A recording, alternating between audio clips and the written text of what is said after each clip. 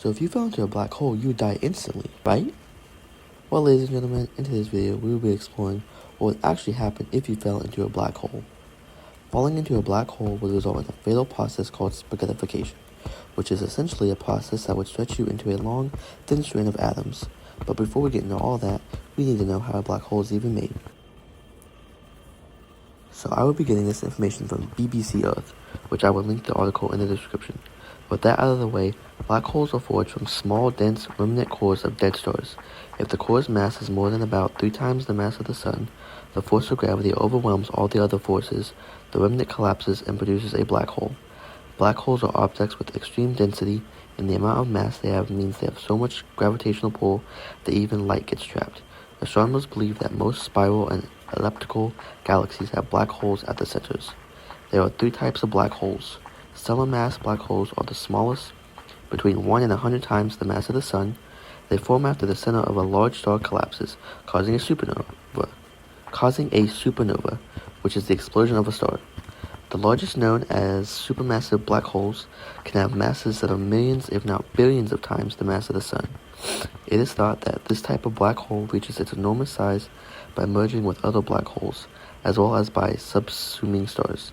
Intermediate mass black holes are a third category that, as the name suggests, falls somewhere between the previous two. There's still a bit of a mystery, with only a few having been discovered, but they're each believed to have a mass of between 100 and 100,000 suns. It is thought that these are the black holes that merged two from the supermassive variety. Well, now that we know how black holes are made, what would actually happen if you got caught into a black hole? If you leapt heroically into a stellar mass black hole, your body would be subjected to a process called spaghettification. The black hole's gravity force would compress you from head to toe, while stretching you at the same time, thus spaghetti. Well, I do enjoy my spaghetti when my wife cooks it, but I don't enjoy being the spaghetti.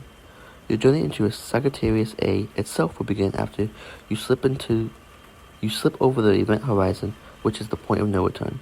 You'd be able to see out from inside, but no one would be able to see you, because any light would fall back on you. The good news is that although the gravitational pull is much stronger than smaller black holes, the stretching tidal force is less, meaning you won't be turned into spaghetti. But the bad news is you won't be able to get out. Or could you? Well, your hope lies in the theory of white holes. Put simply, if a black hole sucks things in, then a white hole spits them out again, wherever that may be, and the two are connected via an interdimensional tunnel, known as a wormhole.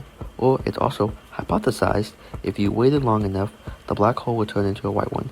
Anyway, this process is thought to take billions of years, but there's no reason to be disheartened. Why? Well, due to the intense gravitational force within, time would be speeded up for you, so it would be over in a matter of milliseconds. Of course, at present, this is only a theory, so in conclusion, I think it is safe to say you never want to find yourself in a black hole. Not that we will ever get a chance to end up in one. Well, we are planning on moving humans to Mars. Yeah, but that's for the next video.